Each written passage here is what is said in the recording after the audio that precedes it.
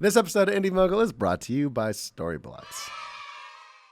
All right, so this last we went up to space. It was really hard to hold the camera. Yeah, you and your buddy Elon Musk. Ooh. At the end of the day, what you're really doing is the same thing. The same basic tenets that take you through something small will take you through something big.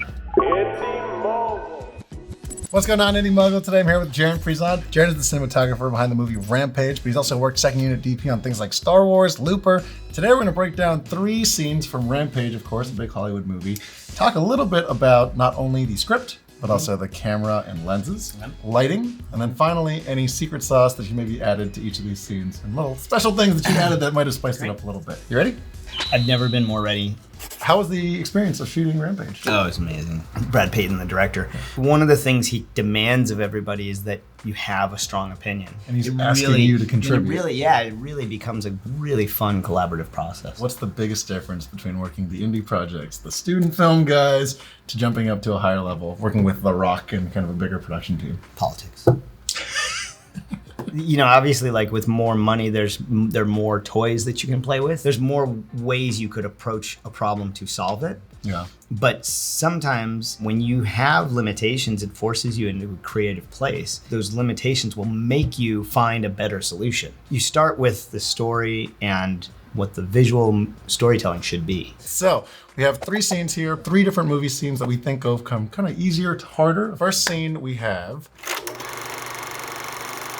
So this is this bamboo forest that we shot in outside of Atlanta. There's a bamboo forest in Atlanta? Yeah, it's outside of Atlanta. It's amazing. We believe they're going in the forest in some far off jungle, and they're following this crazy guy. And what we reveal throughout the course of this is that they're actually coming into the zoo. So before you shot it, before it actually looked like this, that's what you were thinking of, that you were thinking, I need this to look ominous? So the inspiration for it was the opening of Indiana Jones, where Harrison Ford is making his way through the jungle, and you don't really know what's happening. And so that was the idea, is like, let's start out with this really creepy space, and then let's eventually reveal this like more happy-go-lucky San Diego wildlife sanctuary. The interesting thing here is that this sun was on the entirely wrong side of this set. The bamboo forest is on this hill. Yeah. And so you got all the bamboo. And there is a parking lot right here.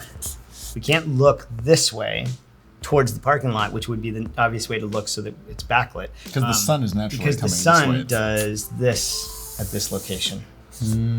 So in order to shoot into the forest, we actually had to make our own sun. We put a few Airy Maxes so that we would be set up with wherever we needed. Yeah, and it's basically like the big light. Yeah. And so we used that to be our sun, and then we hung blacks. We hung black like 20 bys up in the forest to block the sun that was actually coming through. Yeah. But what that meant is that we had a ton of control over what, wherever we wanted the sun to come from, we could actually make it be what we wanted it to be. One of the things that is similar on every project is you're still up against a time crunch. You still have limitations of time, money, manpower. Let's say that the sun went like this, then what we could do instead of putting lights up here is we could time our shots for time of day and say, okay, well, we're going to shoot the shot of Dwayne when he's over here, so that the sun's over in that spot, and then we're going to shoot the reverse walking when the sun's over here. So you can start to you can start to play with where the sun is. Even if we had the sun there, you probably would still end up putting some lights there because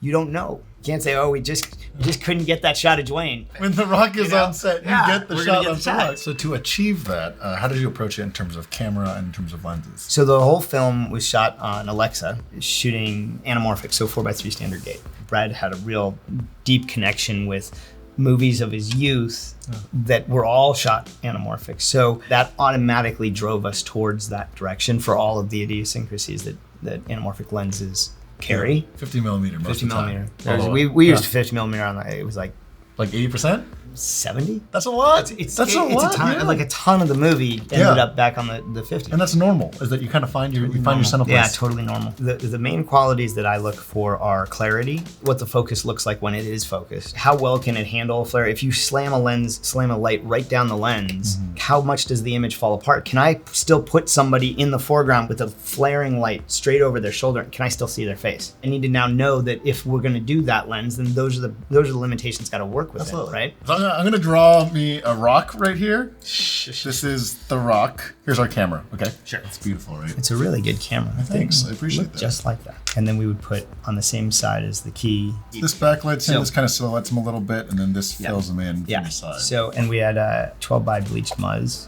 and we had 2 Skypanels. And this was the first show that I ran entirely XY, whatever any lights that we could run XY. I love this. Lighting nerd. Did. What does XY mean? It references the CIE color graph, right? Yeah. So an X-axis variable and a Y-axis variable give you a specific color. I used a spectrometer. It'll read out an XY coordinate. We can put that XY into the sky panel. It'll produce the exact same color. So it's giving me the value of the green ambience coming down from the sun, filtered through the green leaves, hitting the ground. Yeah. Then we added that into the fill. So we can see on the back here, that kind of glint on his head, that's mostly coming from the backlight, the RMAXs. So right here, we've added a 12 by just to add in a little bit more light. Wraps around. Secret sauce, Jaron. I don't know if I would call it secret sauce. I would more call it like just something that I do. Film print emulation. Does the camera get enough information to map it to where the values would be if we had shot film and contact printed? For every show, I build a LUT. It's a single show LUT for the show. It may vary slightly, but it's based in a print emulation. So it's matching basically the digital quality of an Alexa and trying to match it a little bit more to traditional film in the way that it would look. Match it exactly, yeah. Exactly. Yeah. And then on top of it, there's really a lot to be said for adding grain to digital images. If you were to take a digital image and look at it with and without grain, They're just so sharp by themselves. this is where you're gonna say no way. The shot that doesn't have grain will look less sharp. By making it less sharp, yeah. it looks more sharp? You are degrading the high contrast edges, but you're also putting into the areas that are uniform. Yeah. You're giving a texture, and your eye sees it as something to grab onto that says that's sharp, not heavy popcorn grain, but like a nice, like some kind of grain that you would actually use. And what it does, it gives an organic feel to the thing. Moving on to our next scene, here we go. So this is where they're going into Chicago to go try and fight the giant monsters. This entire sequence is obviously a ton of VFX. Everything that we shot inside the helicopters was done on stage, all green screen. So what in the was? studio. Yeah, what we did was we built a dome. I think we had, I can't remember if it was 80 or 120 sky panels, and they're all Okay, mapped. hold on. We gotta draw this out. Hold on. We would have these frames. Let's say this is a side view. Each frame, has, I think they had 8. So you had these things, and these are on chain motors. Yeah. And then they could pull out. So then you had a dome of those. Wait, so this is looking down 100 now. sky panels looking So that's down. It was something like 80 or so. I can't remember the specifics. So these are now just individual sky panels. These are the top. So now if you looked at the side cutout, you would have a thing like that. This is the silk, and now you would have sky panels, and then these frames of sky panels. So this is there, and this is there, and then in the middle was the gimbal, which is a 6-axis gimbal. Let's can move any trade pens real quick. directions. I'm gonna use this. I'm gonna finish your sky panel monster then- here. This goes all the way around too. So. Yeah, and then you have helicopter. And this is on a gyro. Looks like a helicopter, right? Yeah, that's a helicopter. There's a little. Now all these sky panels are mapped. You have this white space that you can shoot anywhere in, right? Yeah. You can color control the light to be anything. Yeah. Inside the dome, we put the 12K par Yep. on a crane that we could then shift around to be the sun. The world is a warm sun and a cool sky. If you take a color meter and you actually meter the sun and then you meter just the sky, you'll see the difference. Yeah. Like, So this is like ambient sky. You basically made it cooler. And then this is of course a 3200 Kelvin light. Yeah. These are all green screen shots, right? So we put green screen behind the helicopter wherever we need, so that the majority of the background is covered in green. Okay, so let's say we're shooting a shot here. It's more like that. So Because you need the light coming in from all because we this want stuff. all the ambient light coming around see, because you want so- sky. I created these lat-long videos. So it's a video that's a ball. The videos had blockers, essentially, negatives that would go and fly around the dome so that it replicated like buildings that would pass. So if this was your spherical video, you would have like a black solid just like fly through randomly. One of the things that I did for all of this, and you have to work if you want it to look right, is you have to work in ratios. Lighting ratios. Lighting ratios. So if you go out and you meter the sun, the sun is, it might be a stop over what you're going to set your lens at, and the ambient sky will be 2 to 3 stops down, 1 up, 2 down. But it's so easy not to subscribe to those ratios on a stage, and they get complicated when you get inside a vehicle, right? Because now it's like it's not the sun's coming through, but you're actually got negative because the sky is blocked by the vehicle. And if you don't subscribe to it, it won't look as real. 90% of the time when you have a car, the background is too dark. If you're exposing inside a vehicle for people, the background's going to be pretty bright. Try to get a reference.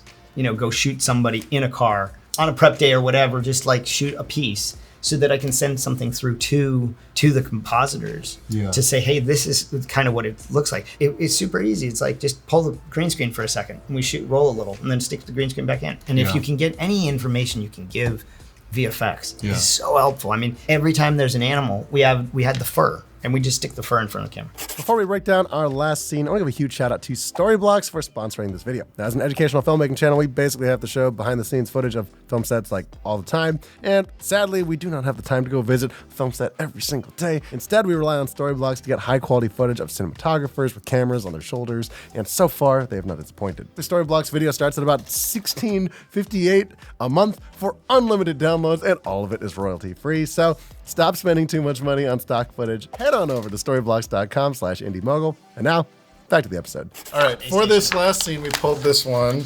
I'm super excited about this. So this one, chronologically, is actually the first scene in the movie. Tell us what's going on in this scene. So there's the company that is developing the technology to make these animals into crazy attack beasts. They can't do this experimentation on Earth, so they've gone to space. The experimentation has gone horribly awry. It's one astronaut is trying to get out, and they will not let her. So without the specimen. So what did you see in the script? The reference for all of this, the space station work was Alien, but it wanted to have a bit more of like current day. A modern update. We're in the space station. So we looked at a bunch of space station images and whatnot. Where my head was going was all practically driven lighting. Like, so if we've got, a tunnel, if there's a panel of light here, then we would have just a little bit of dim wrap coming here, right? The entire set on this is proxy. So the only thing that's real is where her hands touch, and everything else is just like kind of gray boxes. Hold on. So you're telling me that none of this was actually on set? The door exists in real life. Any lights that she passes by that are practicals, those also exist? Those also exist because they have to wrap exactly right. Where's the door, let's say, is over here. Okay, so this is our door. That thing that she pushed is a panel. That's like a piece of set that is real, but it's not that piece. It's like a gray piece that she can push down. They're just like gray polygons on set that she just touches. And if there was specific stuff that we wanted a green screen in, we would put little green screens around. Those panels all those panels are there. This little light up on the left. Those are actually LED strips behind a diffuser. There's a department that falls into a little bit of art department and a little bit of lighting, and it's called fixtures, the fixtures department. If these are the sets, where do we want these to be? If we know that our actress is going to stop here and push this thing down, right? And we want to see that in a certain way. So because we know that she's going to stop there, maybe I'll say, let's have one of these here. And if these are going to be evenly lit, if that forces this one over, then so be it, because this one is more important to me. And then I'll put a little low panel here. So this one you'll sneak into set for a close-up. Yeah, essentially like a sweetening up light. You see, like right there, she went by this light up here. That's not. I don't have that built into the set. I have that lighting her. If she doesn't cross it, it doesn't need to be real. So that was probably like one of our lights. With VFX work, you have to start at the end and then work your way back. For example, we're shooting this scene at the end of the movie, and it's George falling on this pile of rubble, and Dwayne's looking up at him talking. Well, he's falling on a pile of rubble that's at the bottom of a big building.